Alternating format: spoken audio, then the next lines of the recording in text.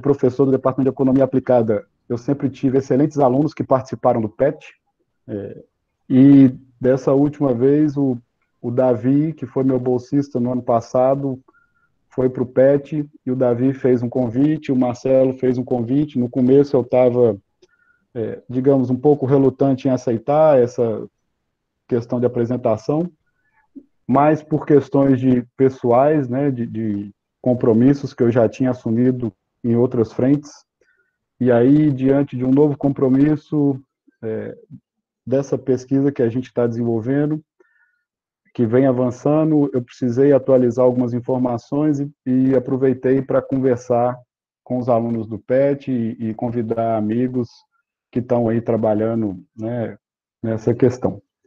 Então, de começo, agradeço o PET pelo convite, agradeço a presença aí de vocês, agradeço também o CNPq, que financia uma parte da minha pesquisa por meio de uma bolsa de produtividade, e o IPRED, que abriu as portas para mim em 2014, onde desde sempre eu aprendo todas as vezes que eu vou naquela instituição e que eu encontro com pessoas que hoje são meus amigos, que a gente, né, desenvolveu um laço de pesquisa, a Márcia, o Álvaro, o professor Scrivan, que é o presidente, o professor João Amaral, e uma série de pessoas, Joana, João Vicente, João Vitor, Camila, enfim, uma gama de pessoas muito queridas, e que eu estou com bastante saudade de encontrá-los no IPRED. Então, dito isso, vamos lá, né? Algumas pessoas na economia se preocupam muito com a questão da formação de capital humano. A gente tem na economia duas áreas de pesquisas do que a gente chama do core da economia, que seria a área de macro e microeconomia, e uma parte que explica toda uma questão de desenvolvimento de um país, o progresso de uma nação, a capacidade de produzir bens mais elaborados, está com base na teoria do capital humano, né, que responde por uma série de questões em termos de desenvolvimento do país, né? Então, a gente pode ser um país muito mais próspero se o nosso capital humano for muito mais sólido. E aí, uma parte dessa pesquisa também de capital humano está muito ligada a umas medidas que a gente utilizou na economia como proxy de capital humano e que, na verdade, elas não são tão necessariamente uma boa proxy de capital humano, que está medida em termos de anos de escolaridade e anos de estudo. É claro que isso é uma medida bastante útil, mas ela se mostra frágil em medidas que a gente não consegue ter por trás a qualidade da educação, muitas vezes expressa em termos de ano de escolaridade. Então, tem uma série de achados na literatura que argumentam que a formação desse capital humano está com base nos primeiros anos de vida. E aí, uma parte disso, eu vou contar para vocês essa história, em resumo, que está com base na primeira infância. Só que antes da gente discutir a primeira infância, eu particularmente gostaria de falar de dois aspectos legais que nós, enquanto sociedade, assumimos um compromisso com a Constituição Federal de 88, né, no artigo 227, que é nosso dever, enquanto família, sociedade, Estado, assegurar à criança, ao adolescente e ao jovem, com absoluta prioridade, o direito à vida, saúde, alimentação, educação, lazer, profissionalização, cultura, dignidade, respeito, liberdade, convivência familiar, comunitária, além de salvo de toda forma de negligência, discriminação, exploração, violência, crueldade e opressão. Me parece que nós somos um país que adoramos pactos, mas nós vamos ver que a gente ainda está longe de cumprir o artigo 227. Porque isso é um problema, né? Todas essas características ditas no artigo 227, ela é uma série de problemas que atrapalha a formação de capital humano. Posteriormente, a gente assumiu um outro compromisso com o Estatuto da Criança e do Adolescente, agora completando 30 anos, né? Deixou de ser jovem, está virando adulto, completo 30 anos, que reforça o artigo 227 e ainda discorre sobre as crianças e os jovens como grupo de preferência na formulação e execução de políticas sociais públicas. Então, a gente reconhece quem é o público de preferência e para execução. Depois a gente assumiu mais um outro compromisso que tem a LDB em termos de escola, e tem um marco legal, um mapinha que eu estou utilizando, que vai da Constituição ao marco legal da primeira infância, estabelecido em 2016, e posteriormente, em 2017, a gente tem a BNCC, que é a Base Nacional Curricular. No meio desse caminho, tem duas coisas que eu acho que vale a pena destacar.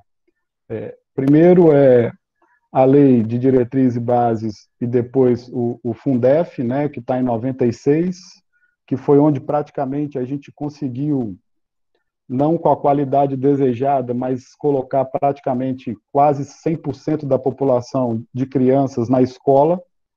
Então, a gente universalizou o ensino básico, isso na década de 1990, né? Alguns aí dos alunos do PET não eram nascidos.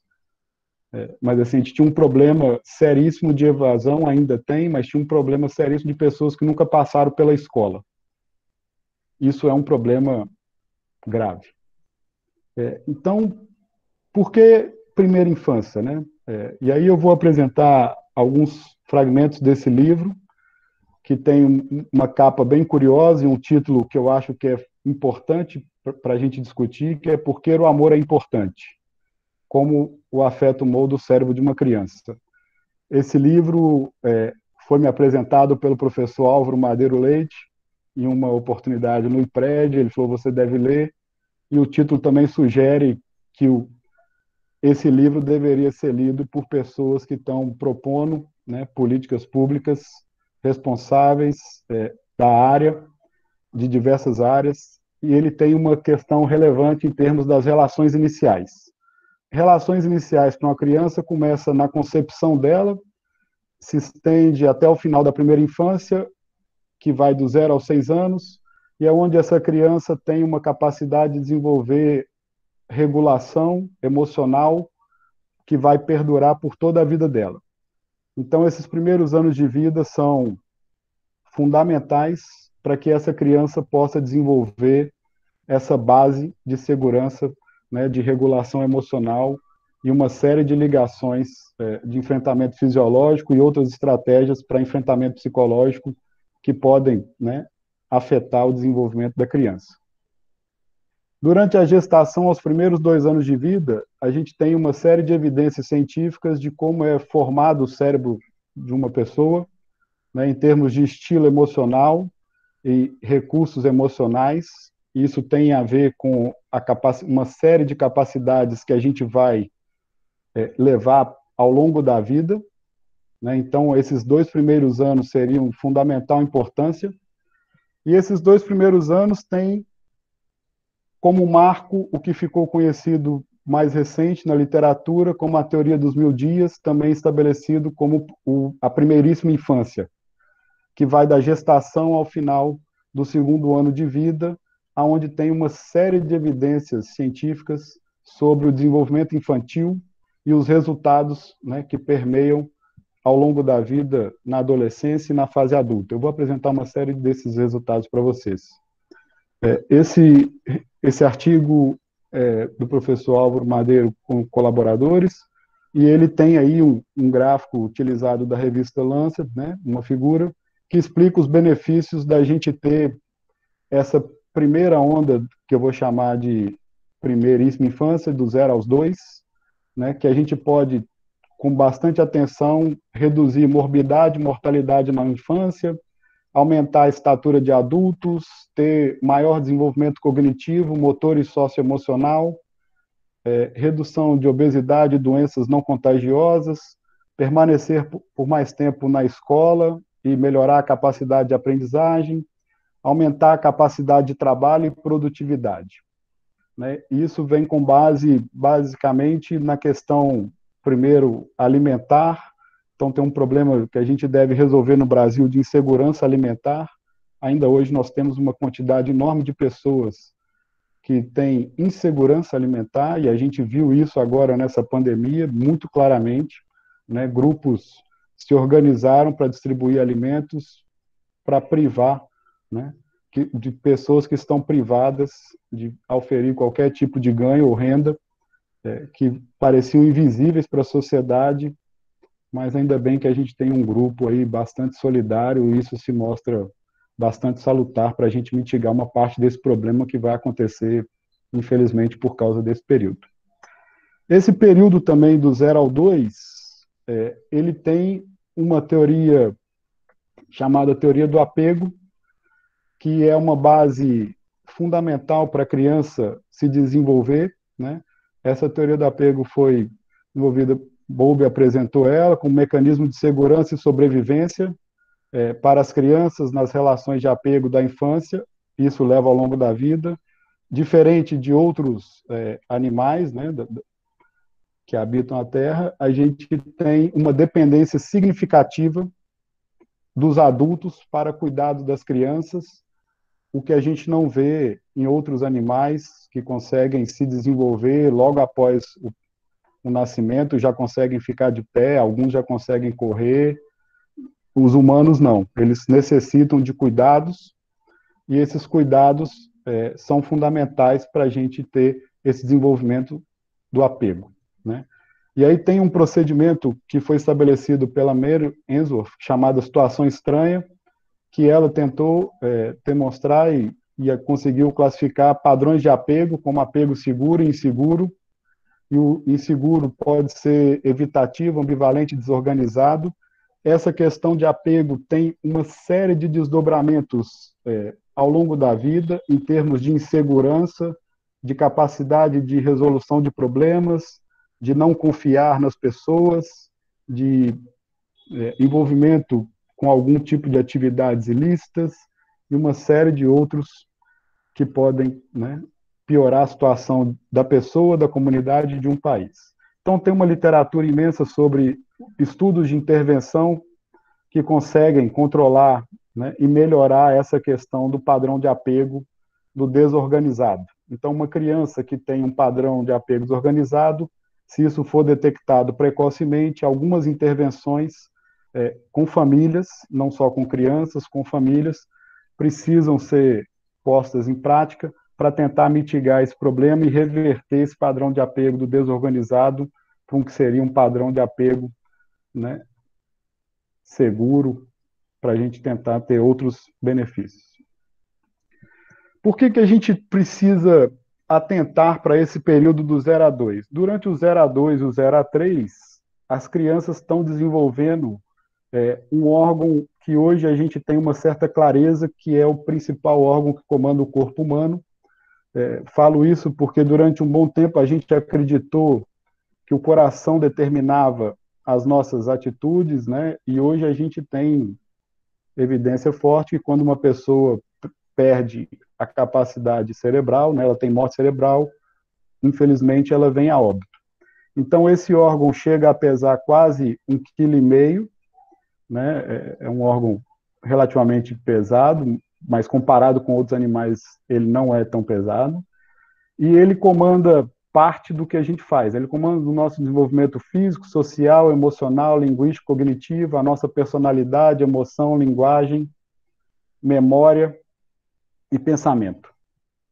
Então, cuidar da criança durante os primeiros anos de vida é equivalente a gente salvar cérebros, né? Esse momento aí é o momento mais rico para a criança ter um desenvolvimento saudável, em termos de desenvolvimento cerebral, porque é onde ela está fortalecendo as estruturas neurológicas e isso vão gerar novas conexões de neurônios, novas sinapses, capacidade da criança acelerar alguns raciocínios e resolver problemas mais complexos.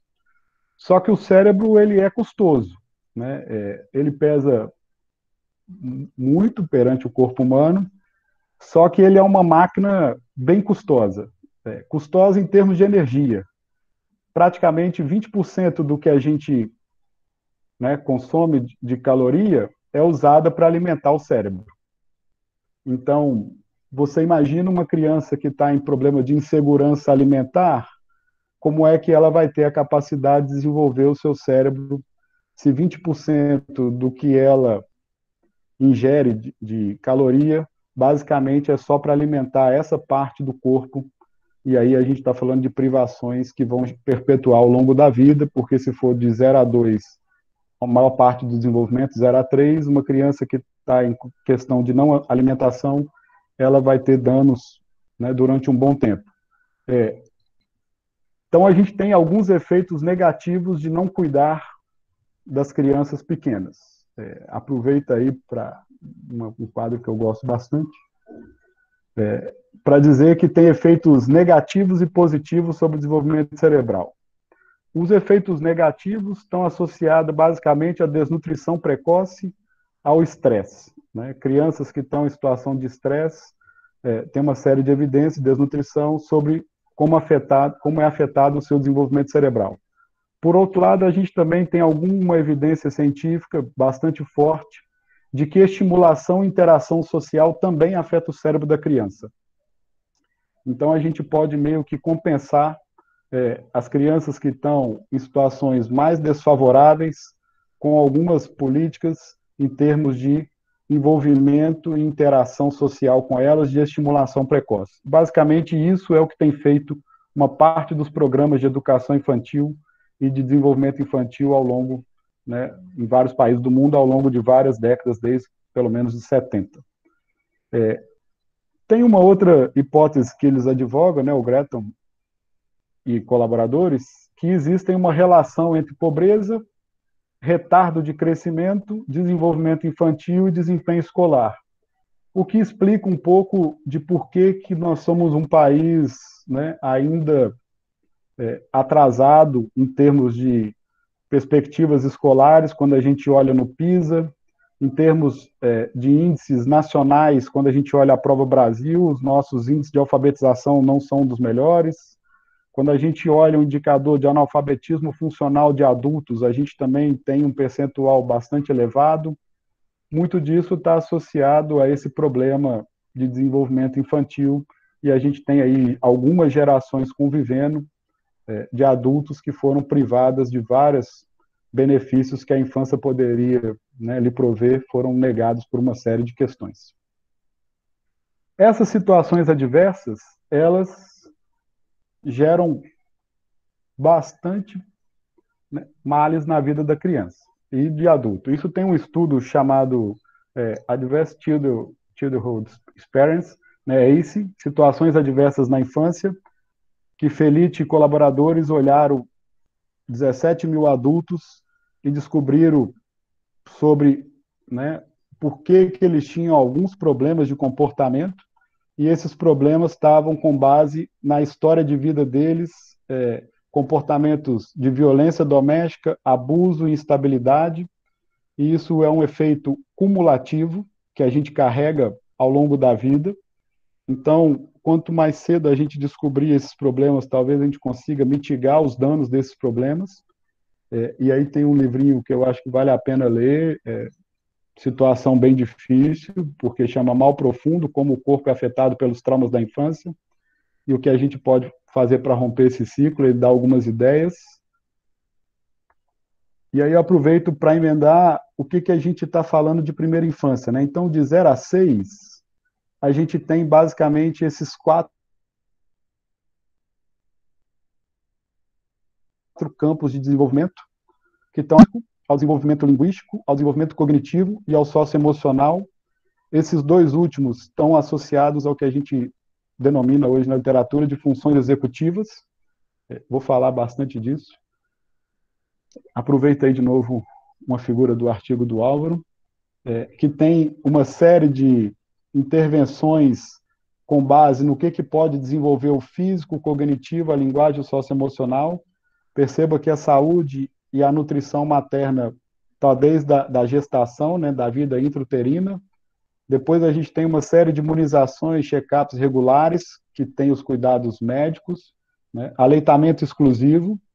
A professora Márcia, assim, tem uma vasta experiência nessa questão, do 0 a 6 meses, e isso tem uma série de evidências científicas do quão benéfico é para a mãe e para a criança, né? A mãe se beneficia de aproveitar momentos ímpares de convivência com o seu filho, e o filho dos nutrientes e também desses momentos, e isso é uma boa perspectiva para desenvolver relações de afeto e apego, né?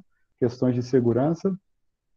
A questão de cognitiva, a gente tem bases também alimentares, mas tem a questão da estimulação precoce dos cuidadores e também de professores, né, de testar, experimentar diferentes objetos com as crianças, brincadeiras que possam de esconder ou distinguir entre si mesmo os objetos.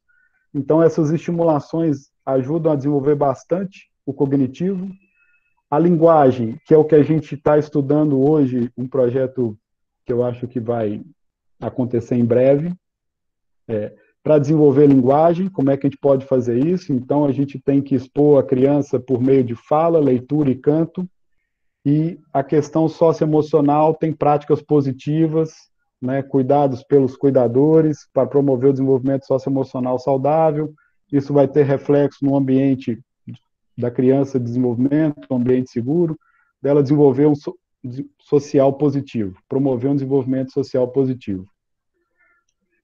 Tem um texto que eu gosto bastante, que ele tem algumas ideias que eu acho que estão bem sumarizadas nesse quadrinho, para apresentar para vocês, que é Zero to Six, né?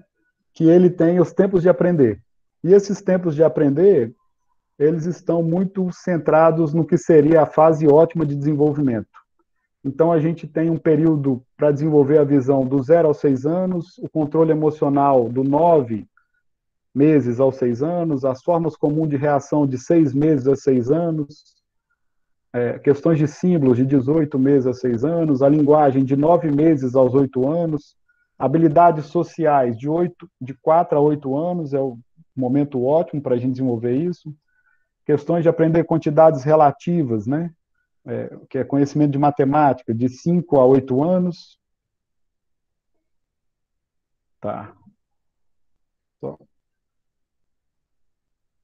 só um minuto.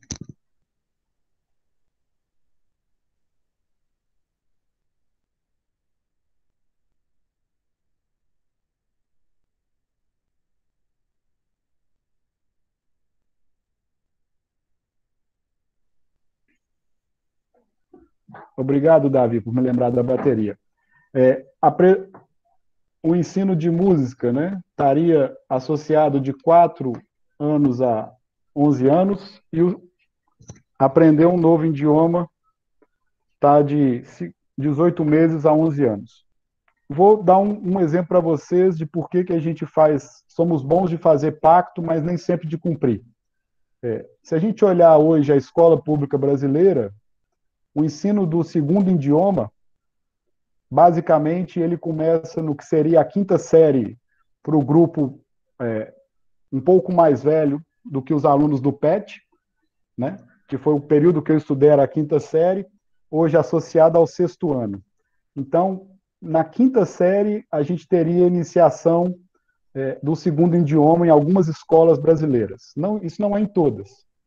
Só que o momento propício para a criança aprender um segundo idioma seria dos 18 meses aos 11 anos. Então, a gente está começando a ensinar um segundo idioma depois do momento ótimo para as crianças. Isso, basicamente, as crianças de escola pública, né? Porque algumas particulares hoje já começam no berçário ensinar. Não, nada, na verdade, se fecha, Marcelo. Aqui seria o momento ótimo. É claro que depois fica mais custoso, né? A gente aprender um segundo idioma fica custoso em termos de você se dedicar tempo, seu custo de oportunidade é maior. Imagina você com 2 filhos tendo que parar para estudar inglês, aprender e não tem com quem conversar, porque você tem que abdicar do convívio familiar para ir para uma aula, para conversar inglês, as suas crianças aprendendo. Então, assim, fica tudo mais custoso. Nada é janela fechada. Só que o custo de oportunidade aumenta consideravelmente e o custo do investimento também aumenta muito, e o resultado nem sempre é tão bom quanto seria se a gente fosse na primeira infância. Essa figura nos dá uma ideia do que seriam os momentos ótimos, né, para a gente desenvolver uma série de...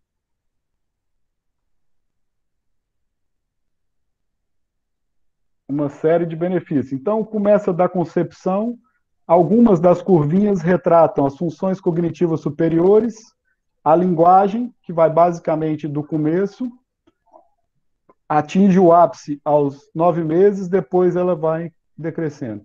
Capacidade sensorial, né, que está a visão e audição, ela também começa e vai se desenvolvendo ao longo. Só que ela tem uma curva muito, né, acentuada no começo, nos primeiros meses de vida.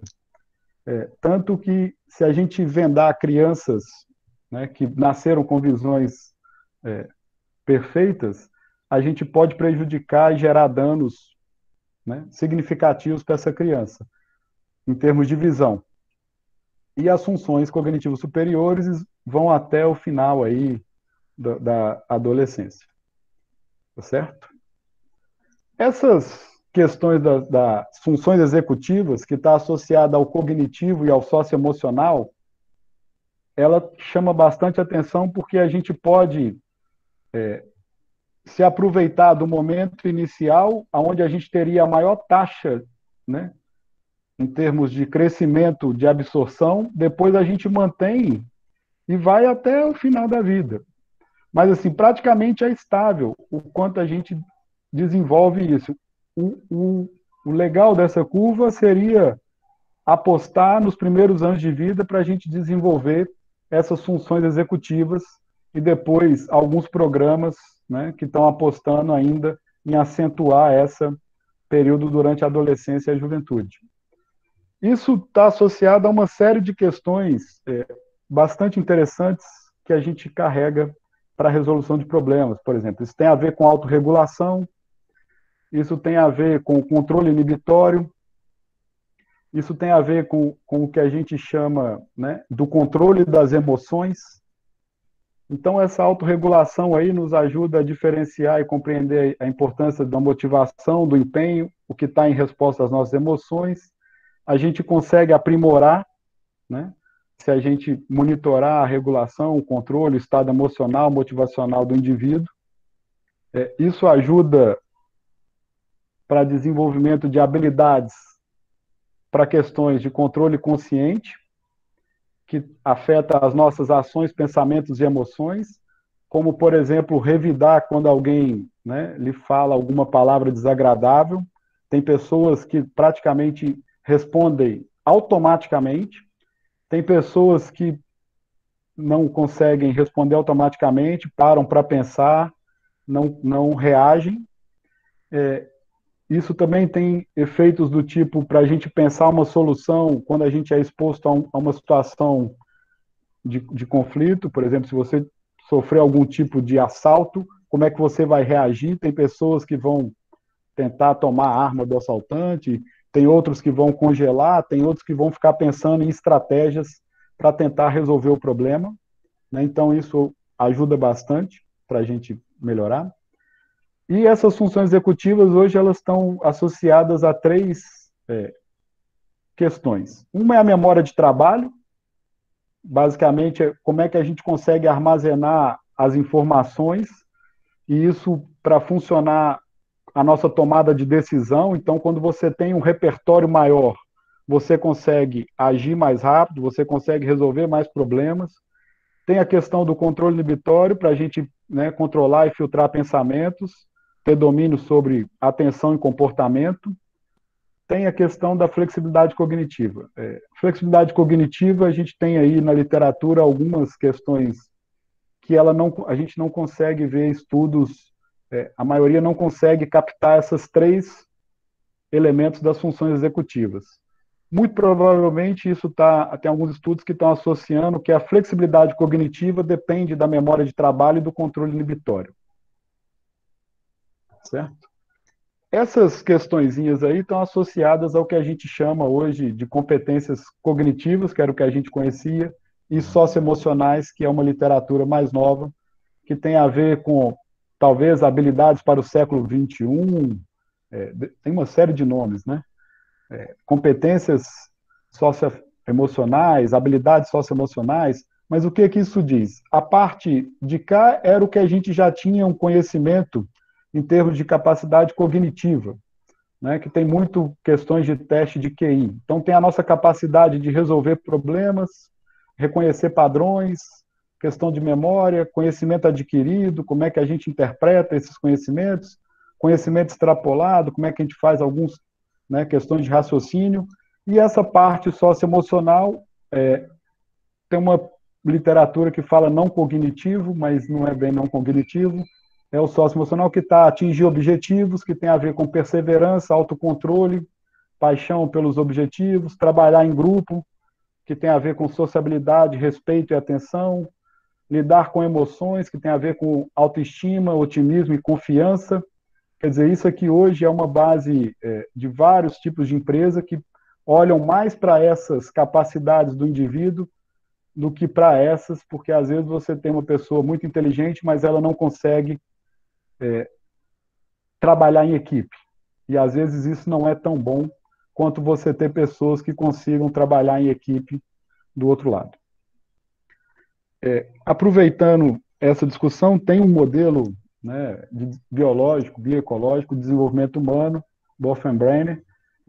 Aproveito aí para agradecer ao Ari Klein pela figura, que é da dissertação dele, que ele sintetizou como é que funciona esse modelo bioecológico. Então, a pessoa, ela sofre pela questão do contexto, tem a questão do tempo e tem a questão do processo, e essas coisas interagem para que a gente possa desenvolver plenamente as nossas capacidades.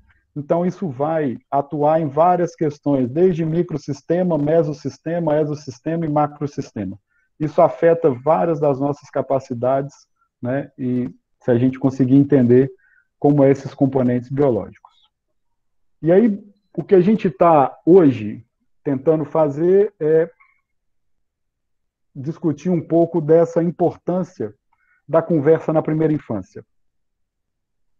Essa questão da conversa, ela é fundamental para desenvolver uma série daquelas capacidades que eu frisei anteriormente, né, que tem a ver com os diálogos entre pais e cuidadores com as crianças durante os primeiros anos de vida, porque as crianças vão se apropriar e se beneficiar diretamente do desenvolvimento de linguagem.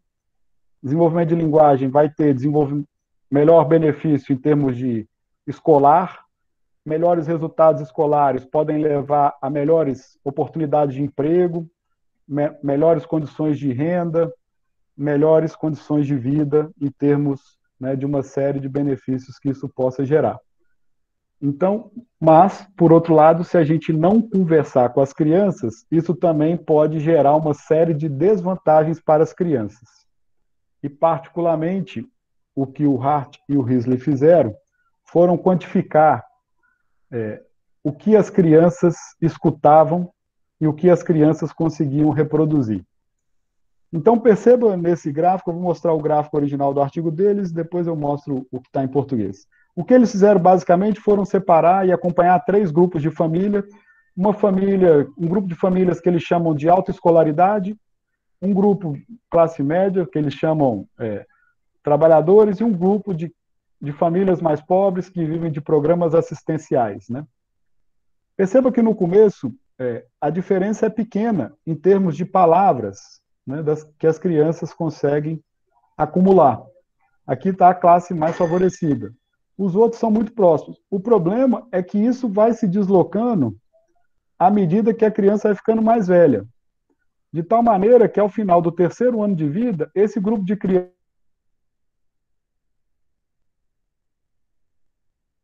crianças consegue ter, talvez, esse de 600 e poucas palavras, e esse grupo quase 1.200. Então, um grupo de crianças de uma classe mais favorecida sabe 3 vezes mais palavras do que um grupo de crianças de uma classe mais baixa que já viveu uma série de problemas, né, adversos na infância. A diferença é quando eles olharam a capacidade que as crianças foram expostas de escutar essas palavras. As crianças mais pobres chegaram a escutar, ao final do 3º ano de vida, 75% delas, 10 milhões de palavras. Aí você fala assim, pô, é muita palavra que essa criança escutou.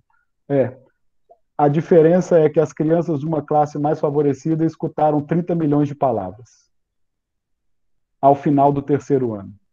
Ou seja, nós estamos falando de uma pessoa que escuta muito mais, e quanto mais palavras você escuta e você aprende, lembrando das funções executivas, a nossa memória de trabalho vai aumentando.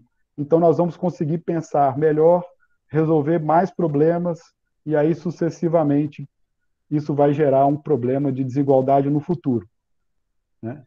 Então, o que eles fizeram foi transcrever essas questões das palavras em termos de classes sociais e propiciar uma oportunidade dessas crianças escutarem mais palavras. Vou só voltar aqui, por isso que a gente está... a importância da conversa na primeira infância, o título da pesquisa que a gente está elaborando para começar uma atuação em campo em breve. Isso aqui não importa. Tá certo? Essa pesquisa, vou só antecipar aqui, ela vai acontecer no IPRED e não sei, na Caucaia. O que a gente quer com isso, para mudar esses gráficozinhos, a primeira coisa que a gente quer é mudar, né, a percepção das famílias de que conversar com a criança importa. Isso tem uma vasta evidência do que a gente pode fazer em termos de resultado. Se a gente conseguir alterar a crença dessas famílias de que conversar com as crianças importa, a gente vai conseguir aumentar o tempo de exposição dessas famílias à conversa, e aí a gente vai poder computar o repertório, o vocabulário, o diálogo e as interações dessas crianças em termos de desenvolvimento. Então, a gente está apostando fortemente que a gente consegue reverter essa desigualdade para as crianças de uma classe menos favorecidas, com uma simples mensagem, assim como os médicos fizeram, né, o pessoal da área da saúde, ao longo dos anos, com a questão da vacina, com a questão do soro, com a questão da amamentação, mensagens simples que a população entende. Então, a nossa mensagem é a importância da conversa. Um grupo de economistas, basicamente. Certo, estou terminando. Oi, Marcelo? A escola pode resolver. A escola pode ajudar a resolver. A escola pode ajudar a resolver. Mas nós vamos ver que a escola pode. A família precisa também mudar essa percepção. Porque a criança passa hoje uma parte do tempo na escola e uma parte com a família. Então, a gente precisa atuar nas duas pontas para dar informação para a família e para a escola e haver uma interação maior sobre isso, né? Com essa questão da conversa e das palavras, tem uma evidência de leituras na primeira infância do que isso pode acontecer. Então, fortalece o vínculo com quem lê, né? Da criança com quem lê para ela, desenvolve a atenção, a concentração,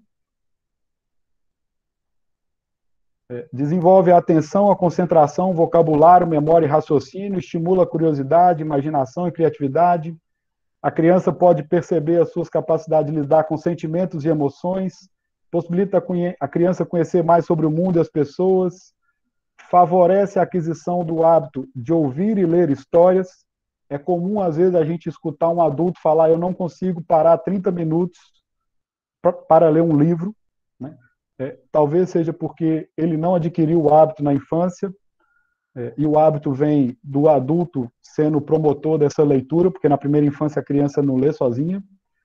Desenvolve empatia, que eu acho que é uma coisa que falta muito para a gente melhorar, né, em termos de sociedade, que é a capacidade de se colocar no lugar do outro.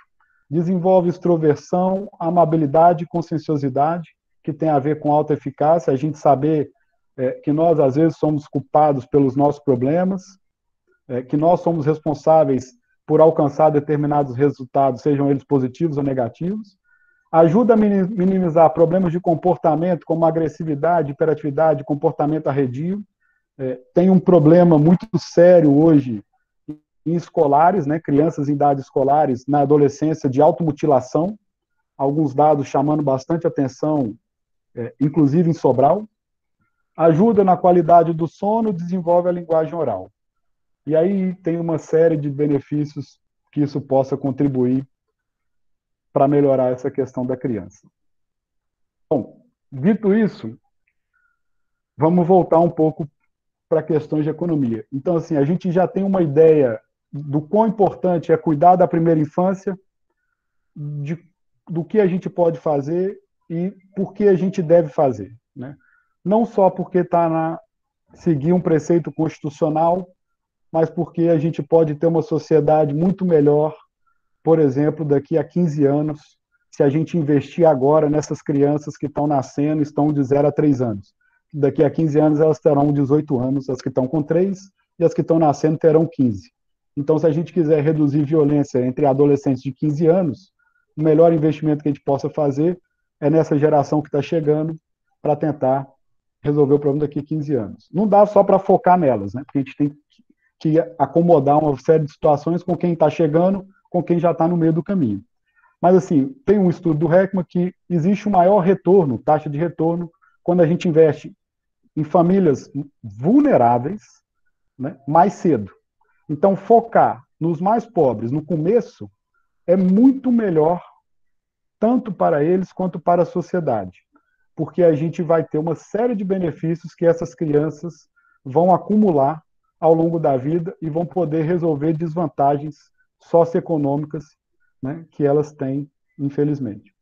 Tem outros estudos, né, de ONG, que crianças de famílias carentes têm maior probabilidade de crescer com defasagem corporal e mental. Se isso acontecer e a gente não fizer nada, potencialmente elas vão perpetuar um ciclo de pobreza de próximas gerações. Então é como se a gente estivesse fazendo programas que a gente não tira essas crianças e essas famílias dessa situação. E os investimentos na primeira infância podem reduzir essas lacunas de desenvolvimento, né, e propiciar melhores oportunidades para desenvolver benefícios para as crianças e futuramente ter uma economia mais produtiva, né? Tem alguns estudos do Heckman relacionando a investir em programas de aprendizagem precoce pode impulsionar resultados educacionais, econômicos de saúde, e isso tem uma série de evidências em termos até de reduzir custos na área de saúde por prevenção de doenças. Então, eu vou apresentar de uma maneira bem sumária alguns compilados de estudo. Esse aqui são 4 estudos, PR Abecedário Saúde Infantil das Ilhas Maurício, Centro de Pais de Chicago, de Pais e Filhos de Chicago. Esses programas, o que eles têm em comum? Basicamente, eles focam em professores, né, na primeira infância. Esses professores recebem um treinamento intensivo e específico para entender como é que funciona o desenvolvimento da criança, como é a capacidade dela absorver informações, como é a capacidade de processamento da criança, da questão do armazenamento, né, da memória. Eles também têm uma baixa razão criança-professor, porque se a gente tiver uma primeira infância muito cheia, em espaços muito cheios, a gente não consegue disponibilizar a atenção que a criança precisa, né? Tem uma estrutura curricular, não é qualquer coisa que é feito para as crianças, e tem um componente de visitação nas casas das famílias, né, mais pobres, para envolvimento dos pais em termos de educação dos filhos. Isso está com base no capítulo 5, a educação infantil e a sua importância para a redução da violência. Um outro programa que tem uma série de efeitos e evidências seria o Head Start, que foca em 3 áreas: aprendizado, saúde e bem-estar da família. Na aprendizado, ele está com base na criança progredir em habilidades socioemocionais, alfabetização, desenvolvimento de linguagem cognitivo. Na saúde, triagens de saúde e desenvolvimento, refeições nutritivas, saúde oral e mental, e programa que conecta família, serviços médicos, dentais, atendimento psicológico. Auxilia no bem-estar, questões da família ter uma moradia estável, educação continuada, segurança financeira e apoio aos pais e cuidadores dessas crianças para elas se engajarem ainda mais no aprendizado e desenvolvimento das crianças. Então, tem uma série de evidências do Head Start. Eu vou pular isso aqui para a gente não comer muito tempo e vou apresentar, só para vocês terem uma ideia. Esses outcomes, o que for o T são crianças beneficiadas pelo programa, o que for o C são crianças que estão num grupo de controle não beneficiadas pelo programa. note que a maioria dos efeitos dos programas são positivos, as crianças que foram atendidas, e aí é uma questão, às vezes, não é porque tem que aleatorizar, mas é uma questão de excesso de demanda. Tem muito mais pessoas precisando de determinados programas do que os programas têm a capacidade de atender. Então, talvez tenha que ter alguma, né, questão de prioridade para atendimento. Só que a maioria desses programas focaram em famílias mais pobres. E aí os benefícios são vários, né, para isso. Em vários programas. No Abecedário, no PR, no Houston Parent Children, no Milwaukee Project, no... Então, assim, é uma série de benefícios que a gente tem que não, assim, poderia passar aqui um dia explicando todos esses programas para vocês, mas eu acho que compilar e deixar as referências facilita bem a leitura de vocês. Qual é o benefício, então, que a gente tem em termos de intervenção precoce? A maioria, a gente tem, por exemplo, no Brasil hoje, um contingente vergonhoso de pessoas abaixo da linha da pobreza, que extrapola 40 milhões de pessoas. A maioria dessas pessoas estão associadas com crianças, tem crianças menores de 6 anos. Tem um estudo do Décio, que era do IPES, agora está fazendo doutorado na Inglaterra, chamado pobreza infantil. A gente tem um problema seríssimo no Brasil de pobreza infantil e a gente não está focalizando nessas crianças. É meio que a gente estivesse negligenciando a evidência da literatura dos benefícios de intervenção precoce para resolver problemas na fase adulta, né? A gente está postergando.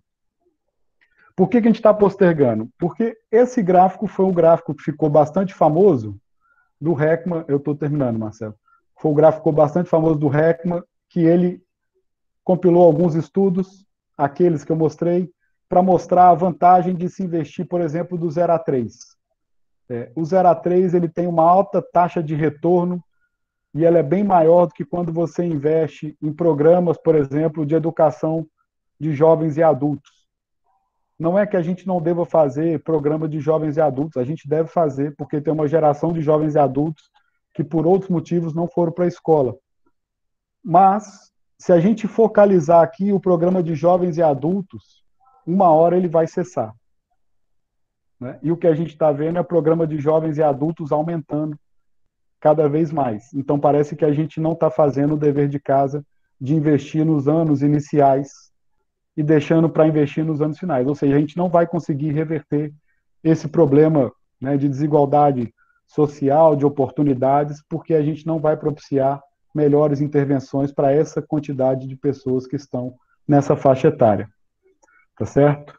Então, a minha mensagem para vocês é: a gente tem feito bastante coisa. Se a gente olhar hoje, o Brasil, da última década para cá, investiu em programas de intervenção precoce. A gente tem um programa Primeira Infância Melhor no Rio Grande do Sul, tem um programa Cresça com Seu Filho na cidade de Fortaleza, tem um programa Padim, que é do governo do estado do Ceará, tem um programa Criança Feliz do governo federal. Então, tem uma série de programas de intervenções hoje focalizados na primeira infância para tentar reverter uma série de problemas que a sociedade brasileira está aí. A gente fica, às vezes, economistas, perguntando por que o país não cresce, o país não cresce. Talvez, se a gente olhar 15 anos para trás, sempre 20 anos atrás, a gente vai entender por que a gente não cresce hoje, né? Porque a gente negligenciou um preceito constitucional, que é o artigo 227, de não focalizar nas crianças. Criamos o ECA e também não cumprimos, que seria priorizar as crianças em termos de benefícios para políticas públicas. Tá certo? Bom, antes de abrir para a pergunta, agradeço aí a colaboração da Virna, do Wallace, Karina e Ariclene, que cederam gentilmente alguns slides que eles prepararam, os outros, né? E agradeço o PET e todas as colaborações. Professor Guilherme, muito obrigado. Professor Guilherme, ao longo da apresentação, teve a flexibilidade de ir respondendo as perguntas que iam aparecendo no chat. Então, muito obrigado por ter aceitado o convite, pela apresentação. E agora a gente está à disposição de vocês para fazerem perguntas, professor Guilherme. A ideia da gente era fazer sempre essas conversas com os professores entre 40 minutos e 1 hora. Então, a ideia é... Eu posso responder, Marcelo. Tem umas perguntas aqui. Primeiro, agradeço aí, né, felicitações pela apresentação. Vou responder a Andréia. Vou começar de trás para frente. A Andréia é uma amiga querida de São Paulo que, né, praticamente me iniciou aí nessa teoria do apego, e eu tenho aprendido bastante com ela e com todo o grupo que o Álvaro está coordenando aqui no Brasil, Andréia, Andressa, Álvaro, Márcia, Chantal, Mark do Canadá e uma série de outros colegas aqui. Bom, essa questão da creche, ela tem um efeito fundamental, mas a gente tem um problema no Brasil com relação a algumas creches.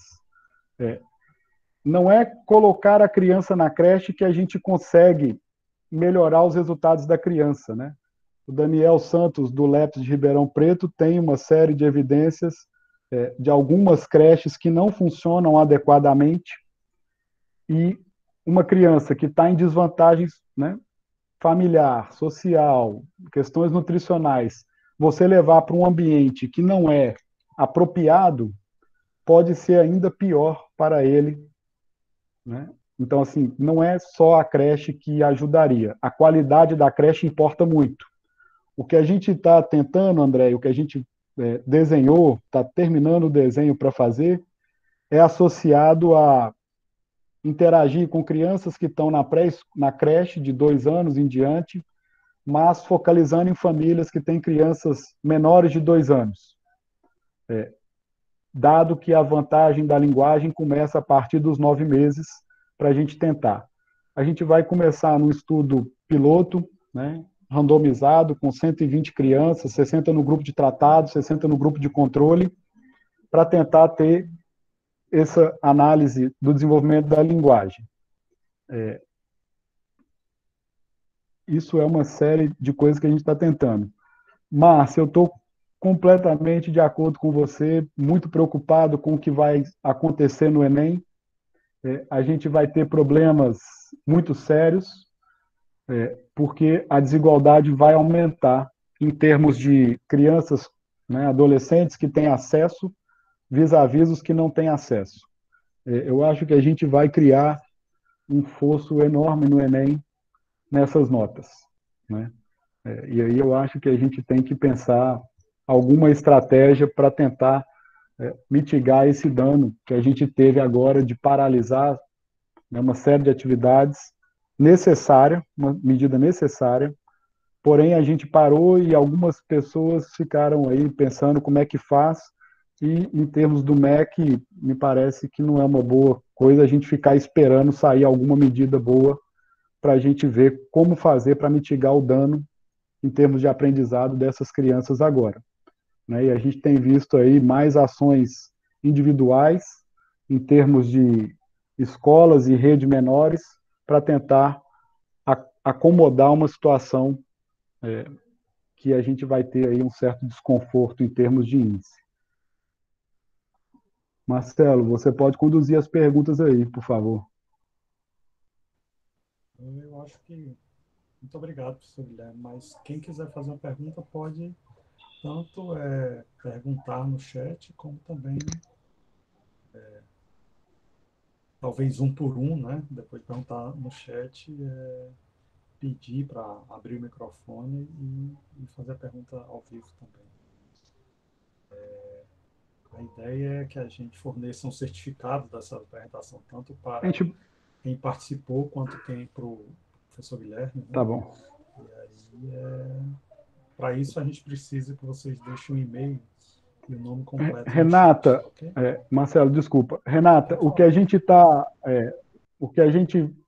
desenhou, a nossa questão a intervenção é com base nessa tecnologia Lena, né, que é uma fundação americana. Ele tem um dispositivo que permite a gravação durante 16 horas de diálogos, né? Então a gente vai ligar um gravador, nós vamos repetir, entre aspas, o que o Hart e o Risley fizeram, porém com uma tecnologia muito mais elaborada. O Hart e o Risley foram para dentro das casas e seguiram as crianças com gravador e passaram, né, um bom tempo para codificar isso. O que a gente vai fazer é ligar um dispositivo que permite gravar 16 horas para tentar codificar essas questões do diálogo, do vocabulário e das interações. Uma medida que a gente está aí pensando em utilizar, e eu acho que está quase certo, tem alguns instrumentos de medidas de desenvolvimento infantil que captam interações, que é o Piccolo, que foi traduzido e validado pela Alessandra Schneider para o Brasil, terminou o doutorado na Universidade de Toronto, mas tem alguns outros instrumentos. A gente está terminando de fechar esses instrumentos, porque o Flávio mencionou que alguns têm validade bom durante os 2 anos, mas em termos de prever, eles não são estáveis. Então, a gente está terminando de filtrar os instrumentos, e assim que a gente tiver todos, eu apresento no IPRED para todo mundo o que a gente vai fazer. Se mais alguém quiser perguntar, acho que se eu passei batido aí de alguma, me desculpem.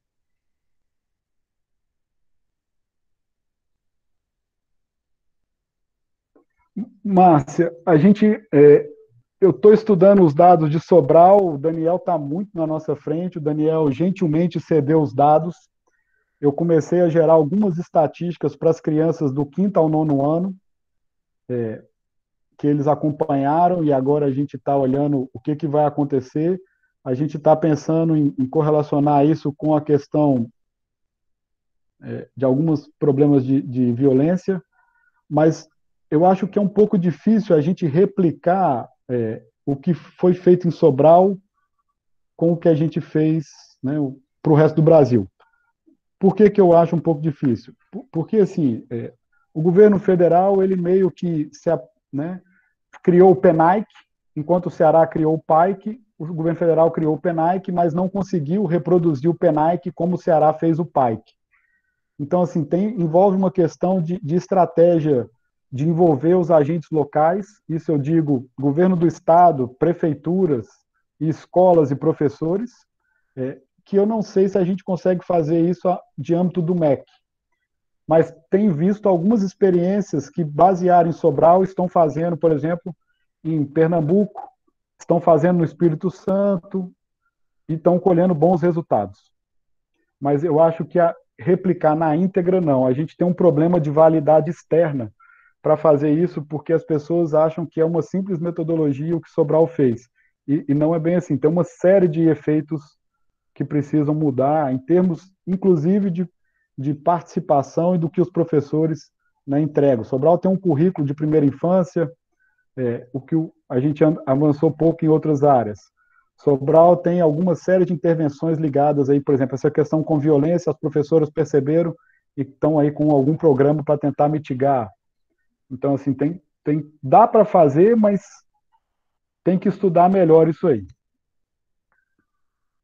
Professor Álvaro, tu quer fazer alguma pergunta? Tá me ouvindo? Tá me ouvindo, Guilherme? Perfeitamente. Dá para ouvir perfeitamente, professor.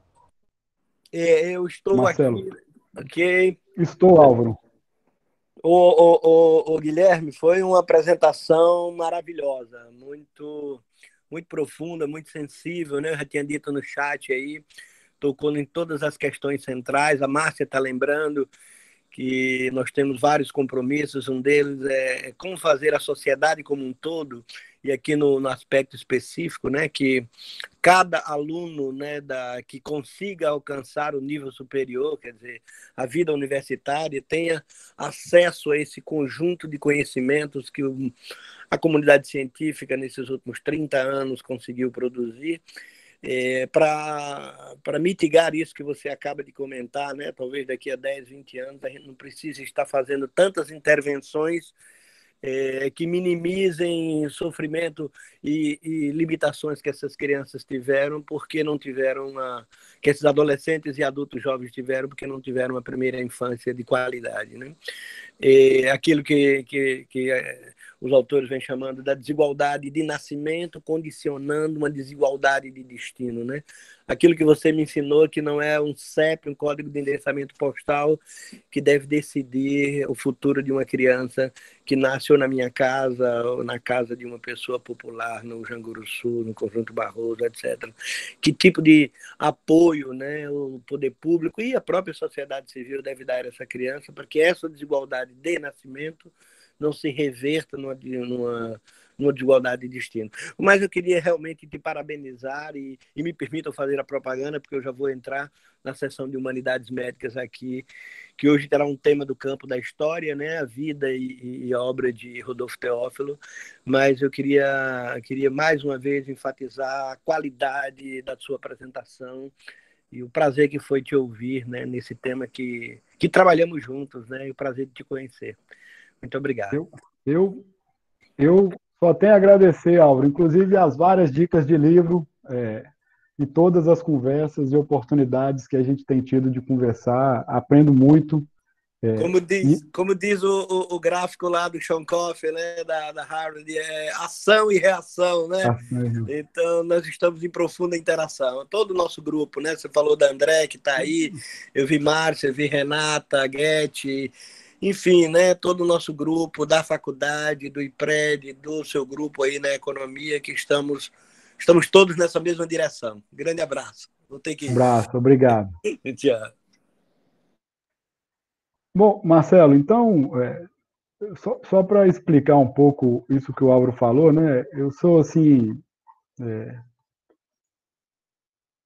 bastante grato à oportunidade que eu tive de ir e participar do IPRED, onde eu pude aprender muito dessas coisas que eu falei aqui para vocês, de vivenciar isso que a gente está tentando fazer. Se a gente olhar em detalhes o que esses programas que eu mencionei lá fora estão fazendo ao longo de 40 anos, é o que a gente tem no IPRED, né, um centro de referência daqui de Fortaleza, conduzido por um grupo espetacular de professores da universidade, né, o professor Sullivan, o Álvaro, a Márcia, o João Amaral, uma série de outros profissionais de altíssimo nível, e que tocam em aspectos disso que eu falei, né? Então, assim, a gente tem problema que a gente tem algumas ilhas, né, no Brasil, que fazem isso. E aí, para reverter, a gente precisaria de coisas mais coordenadas. E aí a gente está numa aposta, né, de ir para um outro lado da cidade, controlando no IPRED, continuando a fazer as coisas no IPRED, desse da linguagem, e também um experimento em Caucaia, onde a gente teve a oportunidade de conhecer um centro de educação infantil, algo completamente diferente do que eu já estive em outros estados. Eu sou mineiro, sou de Belo Horizonte, já rodei um bocado de cidade nesse país, de capitais quase todas, visitando algumas escolas do Sudeste, Sul, Centro-Oeste e do Nordeste do Brasil. Mas, assim, a gente tem uma experiência num centro de educação infantil, vi aqui a Alexandrina, a Janaína e outras pessoas do SEI, que estão aí com uma possibilidade da gente fazer algo conjunto, e algumas pessoas perguntaram sobre a Adriana, diretora do SEI, da gente fazer algo conjunto com a escola e com a família. O que a gente está tentando, e está quase pronto, esse estudo de intervenção, além da linguagem, seria de comunicar essas informações que eu passei para vocês para as famílias de baixa renda. Porque as famílias, elas têm muito zelo com as crianças, apesar de pouca informação. E quando essas pessoas passarem a ter e se apropriar de mais conhecimento, é notório que isso vai se reverter em melhores resultados para as crianças. Estou falando isso por causa de uma frase que eu escutei, um amigo dando um seminário falando coisas desse tipo para uma sociedade de funcionários públicos nos Estados Unidos, na qual uma pessoa parou para escutar o que ele estava falando, e alguns meses depois encontrou com ele no meio da rua e falou agradecendo, né, falou com ele, agradecendo sobre a oportunidade de ter escutado a palestra. E ele perguntou qual palestra, e aí foi chegar na palestra que era para servidor público. Aí ele falou, você é servidora pública? Ela falou, não, eu era a copeira que estava servindo as mesas. E toda vez que o senhor falava, eu parava para pensar o que eu fazia em casa com meu marido. Quando eu cheguei em casa, a gente conversou e mudamos o hábito com o nosso filho, porque a gente percebia que, por mais que a gente fazia as coisas que a gente achava correto, não era o melhor com base no que o senhor estava falando. Então a gente mudou o hábito, e aí eu sou grato a você por fazer, né, por falar isso e eu poder escutar. E é isso que a gente está tentando, né? Com esse projeto de intervenção, de transcrever uma mensagem que é bastante difícil em termos científicos, requer muito estudo, muita dedicação, mas que essa informação seja pública para todo mundo, né? Independente do nível socioeconômico e o nível de escolaridade dessa pessoa. E aí, vou tocar só no último ponto que o Álvaro mencionou, que no Brasil a gente tem um problema muito sério. O nosso futuro parece que é determinado por dois números. Um é o código postal, que o Álvaro mencionou, que é associado ao nosso CEP, e aí o CEP remete a questões de saneamento, a questões de acessibilidade, a questões de ter água tratada, esgotamento sanitário, uma série de outros benefícios. E outro é o CPF dos nossos pais, que se for um CPF de alta renda, vai nos abrir várias portas, se for um CPF de baixa renda, não vai abrir tantas portas. Então, o que a gente está tentando é levar uma mensagem para essas famílias que estão desprovidas de um CEP de alta qualidade e de um CPF de poucos valores monetários, tá certo? Para tentar reverter esses dois números, eles não podem ser determinantes na vida das crianças. Muito obrigado, professor Guilherme. Obrigado pela sua presença, obrigado por essa aula que o senhor nos deu a todos. Eu gostaria também de agradecer pela presença de todas as pessoas, com todas essas perguntas. Acho que nós já exploramos bastante toda essa pesquisa do professor Guilherme, todo o conhecimento que ele foi capaz de nos transmitir agora. Quem sabe se a gente consiga reproduzir nos nossos grupos, né, com quem a gente tem contato, essa mensagem. Mensagem muito importante e tem um impacto social muito forte, né? Então, assim, se alguém quiser ainda fazer uma pergunta final, acho que a gente já explorou demais o professor Guilherme. Muito obrigado e muito obrigado pela presença de todos. Esse vídeo vai estar disponível nas redes sociais do PET, se vocês puderem também repassar para todos e transmitir para seus grupos de contatos, nós ficaríamos muito felizes para reproduzir essa mensagem cada vez mais, porque é uma mensagem muito importante. Então, muito obrigado a todos, especialmente ao professor Guilherme, obrigado aos alunos do PET que propiciaram essa palestra e até a próxima semana, quando nós iremos de novo convidar vocês para outra palestra com o professor Paulo Matos, o diretor da FEAC. Últimas palavras, professor Guilherme. Eu só tenho a agradecer, né, as oportunidades que eu tenho tido desde a infância até hoje, né, Marcelo, de conviver com pessoas fantásticas por onde eu andei, sempre conheci pessoas maravilhosas, dispostas a fazer coisas bastante relevantes. E eu acho que assim, a gente tem um caminho ainda para seguir e fazer bastante coisa legal.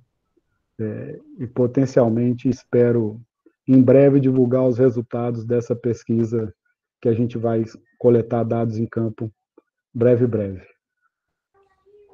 Parabéns, muito obrigado. E quando tiver o resultado dessas pesquisas, por favor, divulgue para que o PET possa também contribuir com essa divulgação. Muito obrigado.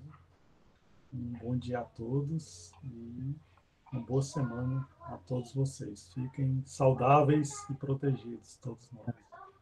Então tá, um abraço, tudo de bom. Mais uma vez, obrigado, né, por fim, ao IPRED que abre as portas e é um centro de conhecimento, ao SEI pela oportunidade que a gente está tendo de levar uma pesquisa bastante promissora em termos de resultado para a comunidade do entorno e das professoras e das famílias, né? Eu acho que essa oportunidade que a gente teve de abertura com a Valéria Serpa e com o Igor Queiroz é fundamental, essa parceria que a gente está tendo, né? E aí agradeço toda a equipe do SEI que se desdobra para quando a gente chega lá. É muito feliz todas as vezes que eu vou lá, assim como eu vou ao IPRED, é bastante feliz. Eu estou há 70 e poucos dias sem sair de casa e sem ir a esses dois locais que eu gosto bastante. Espero em breve voltar a frequentar e parar de comunicar só por WhatsApp com vocês e comunicar presencialmente. Não sei como é que vai fazer os abraços, mas pelo menos visualmente a gente poder se comunicar. Então, muito obrigado, bom dia para todos e até uma próxima vez, né, Marcelo?